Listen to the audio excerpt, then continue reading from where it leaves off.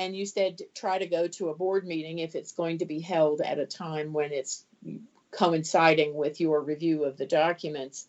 But what other kinds of horror stories can you share with listeners so that they know, don't try this at home. Just do what you're told, because it's after this many years in real estate, I'm always surprised at how many people think that doesn't apply to them. Absolutely. So it actually, I have a family member who lives in actually the community that I grew up in, who shared this story with me. They have a very simple set of rules in this particular community. Basically, it's make sure that your house faces the street when you're building the house, so it can't be sideways, and you have to have a split rail fence. At the front, at every part of your property, it has to be a split rail fence, anything that the community can see. Those are pretty much the only two rules in this entire community. And it turns out that one of the neighbors decided that she didn't want a split rail fence. She wanted a 6-foot wrought iron fence. Oh my God. So she didn't seek special permission from the board, and the board, of course, would have denied it because it was one of the two rules in this community. She built the wrought iron fence, and guess what? The board slapped her with a violation and required her to take down the fence. So she fought it for about 2 years, but ultimately she had to take down the fence. A lien was placed against her property. She said, I don't want the lien. And they said, well, take down the fence and put up a split rail fence. You'll be in compliance with the covenants. So really, this lady ended up spending a great deal of time and money first building the fence she wanted, and then having to pay to take it down, and then also have to pay for the violation lien that was placed against her property. And for what? It literally, all you needed to do was read the documents, and if she didn't like those rules, then it just wasn't the community for her. It's always amazing to me that people don't. That's, to me, the documents are the most important aspect, and that's why I know the state that I'm in allows you to void the contract if you don't like something, rather than getting in on it and then finding out later. I had one where they were in an HOA and there weren't too many rules, but the house was sold, and the inspection process, during the process, they decided, get this, they did not like the color of the mulch that the owner had used. They used the red chip mulch instead of black, and they didn't like it. And they, believe it or not, they made them change it all out. So wow, petty things like that. And sometimes you get people who have nothing else to do except be on a board or work for an association, and that's what they love to, they love to be the police for the community. So it can get really crazy. And but now I know in some communities, if you don't fix something like you were talking about, over the years, fines can accrue. Is that pretty much the case if they find a violation and don't catch you, or do they pretty much give you a preferred time frame to be able to fix something before they slap a fine on you? So typically they do give you some sort of a relatively reasonable period of time to fix it. And from my experience, for the most part, if the homeowner is truly acting in good faith and is trying to get the work done, even if it ends up taking a little bit of extra time, as long as they're explaining that to the community management and to the board, and they're showing documentation, they're showing proof that they're contacting contractors and that they're trying, most of the time, I mean, we're all people. We understand at the end of the day, the people that are on the board are typically your neighbors, and everybody wants to help each other out as a general rule. So, if the homeowner is really acting in good faith and trying, you're not going to have a violation immediately in most communities. But, as time goes on, patience wears thin. So you have to actually show that you're trying. And if you're not, then you're going to be subject to those fines. And typically those fines can be anywhere from 6 to 12 months of condo dues or homeowners association dues, plus whatever fees are required to actually get the work done. And depending on the violation, that could be relatively extensive and expensive. Yeah, that's very true. And a good point.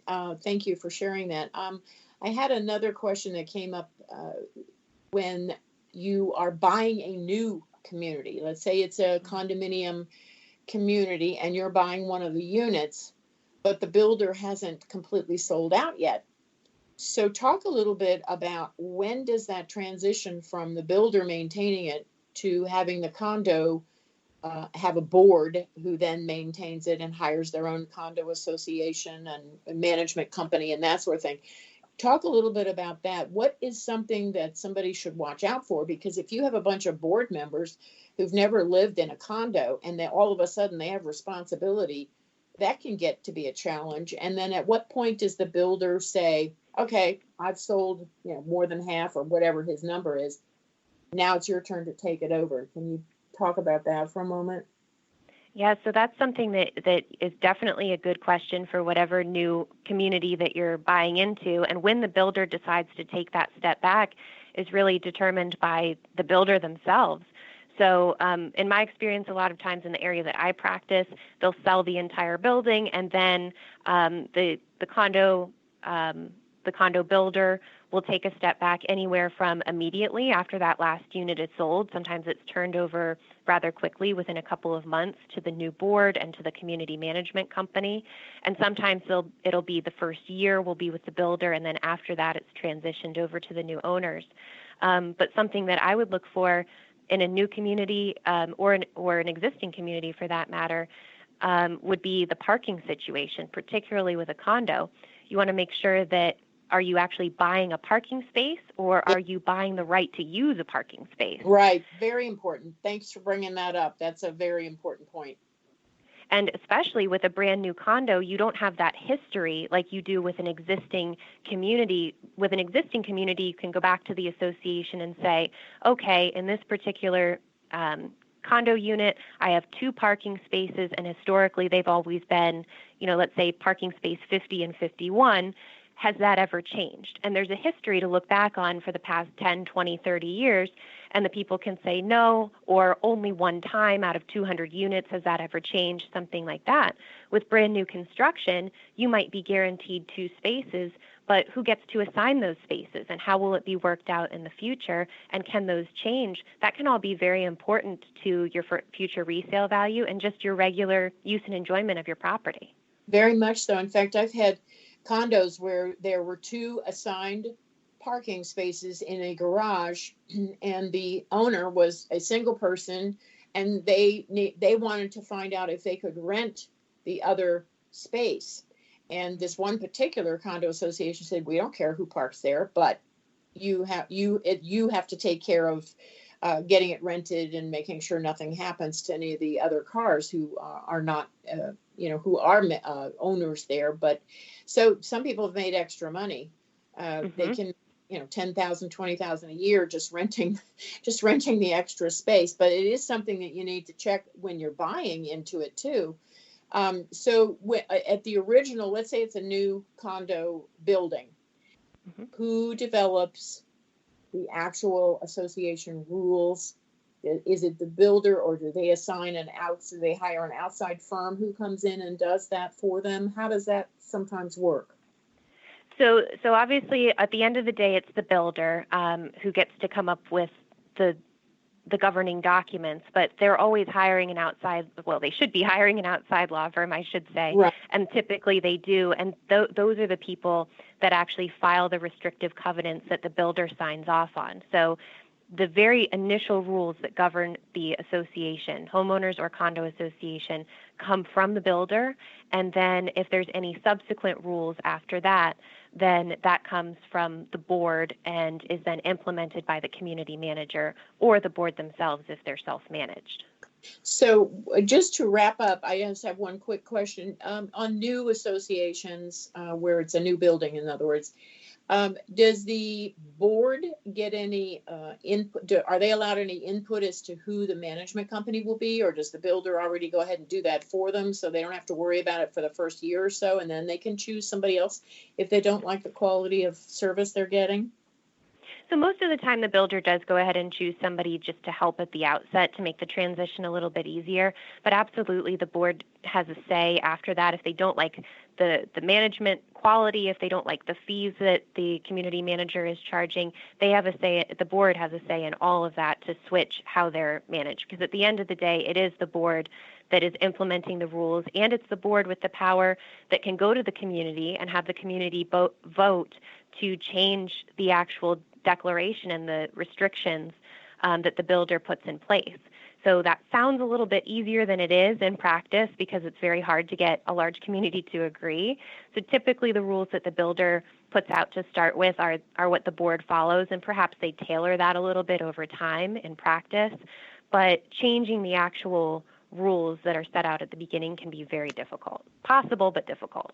Well, yeah, and that we could do a whole session with you, Jessica, on just how to choose an association management company to manage, because there's good ones and there's bad ones. But we'll have to save that for another day because we're running out of time. But before we sign off, I want to thank you for joining me today. And if you could leave your email address and a website for people who need to get more information, even if they're outside of the jurisdictions where you operate, that would be a big help, because I think people really need to get all the information they can before they make a decision about moving to a condo or a homeowners association. Absolutely. Well, thank you for having me. I really appreciate it.